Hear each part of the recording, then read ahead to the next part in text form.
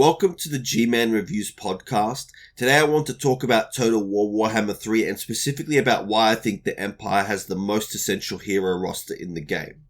Now notice how I'm wording that. I'm not saying that the Empire has the strongest individual heroes in the entire game. I'm not saying an Empire Captain is stronger than every other melee hero, or that Empire Wizards are automatically better than every other faction spellcasters. What I'm saying is this: I think the Empire has the hero roster that feels the most necessary to use well.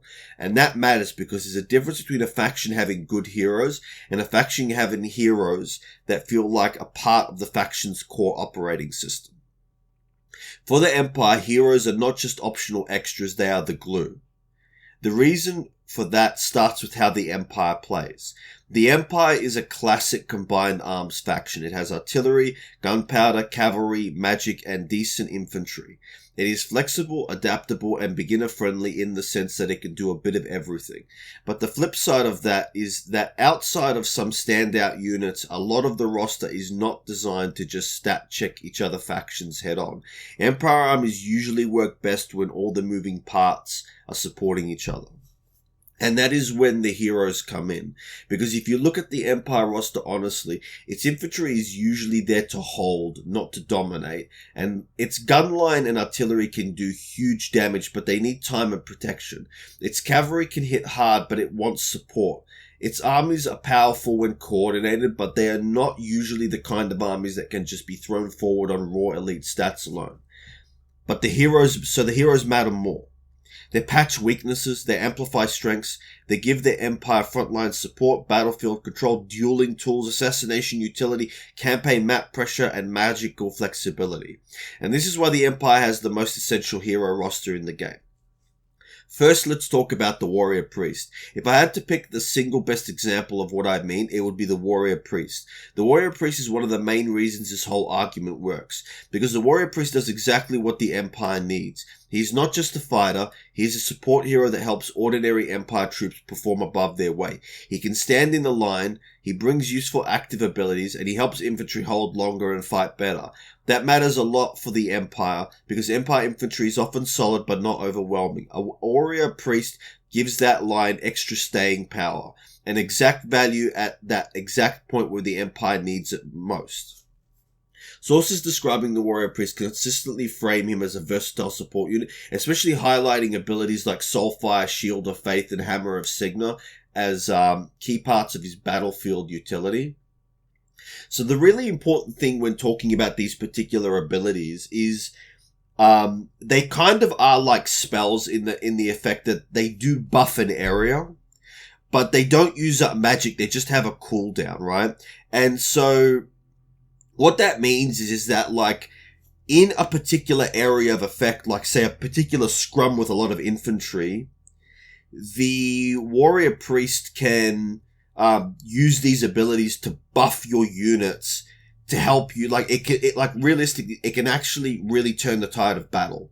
Because having 20 seconds where you're taking 20% less damage, your melee attack is going up by 24, and you're doing damage in an area around you, right, can really turn the tide of battle.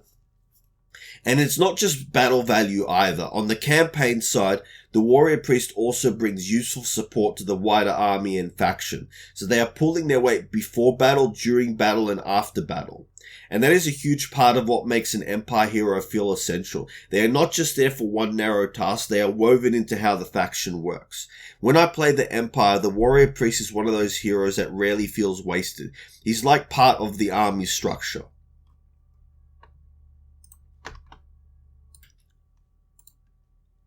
Next, let's talk about the Empire Captain. The Empire Captain is a different kind of important. He's not flashy in the same way a spellcaster is flashy. He's not out there deleting entire units with magic. He's not there to be a gimmick. What he is reliable. The Captain is one of the Empire's best glue heroes. He helps hold the line, protect the Lord, bodyguard vulnerable parts of the formation, and reinforce whichever section of the battle needs stability. Empire Captain descriptions constantly emphasize that tanking and leadership support role. especially through abilities like Hold the Line, and they work well either on foot near infantry or mounted with cavalry. And that reliability matters more for the Empire than it does for a lot of other factions. If you're playing a faction built around monstrous single entities, absurdly elite infantry, or lords who can solo half the battlefield, a support hero can start to feel optional. For the Empire, the same support hero can be the difference between your line holding long enough for your guns and artillery to win the fight or collapsing too early. That's why I rate the Empire Captain so highly. He's not necessarily the most spectacular hero in the game, but he is the kind of hero that makes the Empire armies function properly. Then you've got the Witch Hunter, and this is where the Empire really starts to feel complete.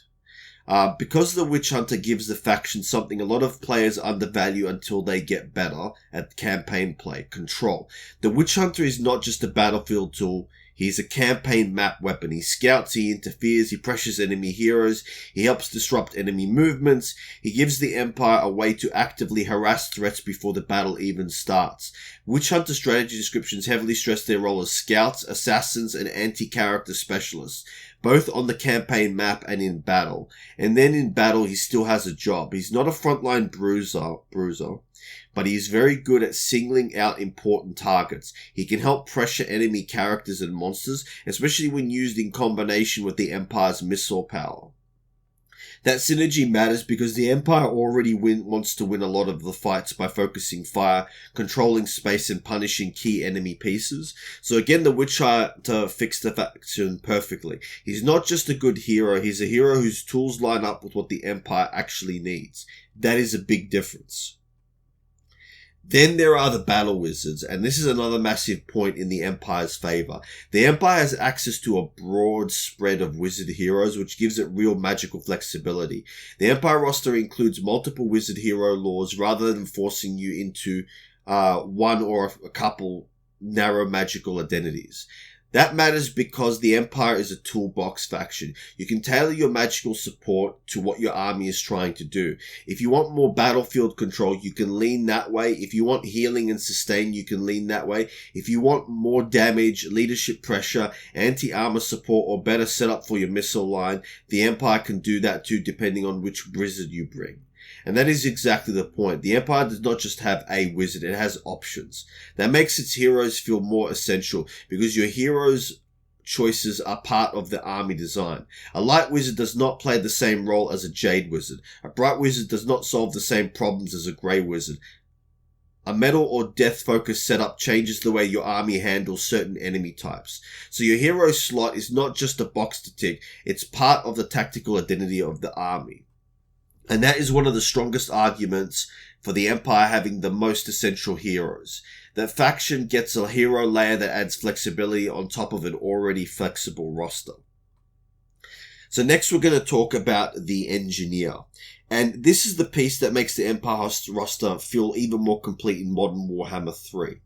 With the Thrones of Decay update, the Empire gained the Engineer hero, and this is a big deal because it reinforces one of the Empire's core strengths, gunpowder and range support. The Engineer was introduced to the Empire in the Thrones of Decay update 5.0 cycle, and honestly the hero fits the faction beautifully. The Empire already wants to use artillery, handgunners, and ranged pressure as a major part of its battlefield identity. So adding a hero that directly supports that style only makes the hero roster feel more essential, not less. Now the Engineer is more niche than a warrior priest. I do not think he replaces the Warrior Priest as a faction signature support hero, but he does make a very strong case for how complete the Empire hero package is now. Because now the Empire has a frontline support hero, a tanky stabilizer, an assassin disruptor, multiple magical specialists, and now a ranged and gunpowder support hero too, and that is an absurdly functional spread. And that is really the heart of the argument. A lot of factions in Warhammer 3 have heroes that are strong. Some factions have heroes that are deadlier. Some have monstrous heroes. Some have crazier duelists. Some have heroes that are better in a vacuum. But the Empire heroes feel different. They feel necessary. That is the key word, because when I play many other factions, I often hear like the hero is useful but not crucial. Sometimes I take one because it is efficient. Sometimes I take one because I have spare capacity. Sometimes I mostly care about bringing a caster, and that is it. With the Empire, it feels different. With the Empire, I actively feel the absence of heroes. You feel it if you do not have a warrior priest supporting the line. You feel it if you do not have a captain stabilize a dangerous flank. You feel it if you do not have a witch hunter controlling the campaign map and sniping priority threats. You feel it if you skip magic support in a faction that gains so much from tactical spellcasting. And now, depending on the build, you can even feel it if you are not bringing an engineer to maximize a gunpowder heavy force.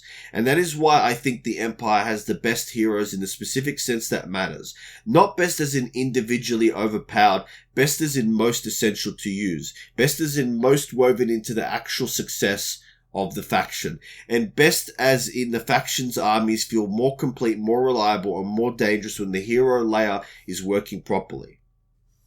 So my final point is, so if I had to sum up this in one line, it would be, the Empire does not have the strongest individual heroes in Total War Warhammer 3, but it may have the most essential hero roster because Empire armies rely on heroes to patch weaknesses, amplify combined arms strengths, and make the faction function at its best. And honestly, I think this is what makes Empire so interesting. It is a faction built on synergy, steel, faith, gunpowder, and magic, and the heroes are the glue that binds all of this together. That's it for this episode of the G-Man Reviews podcast.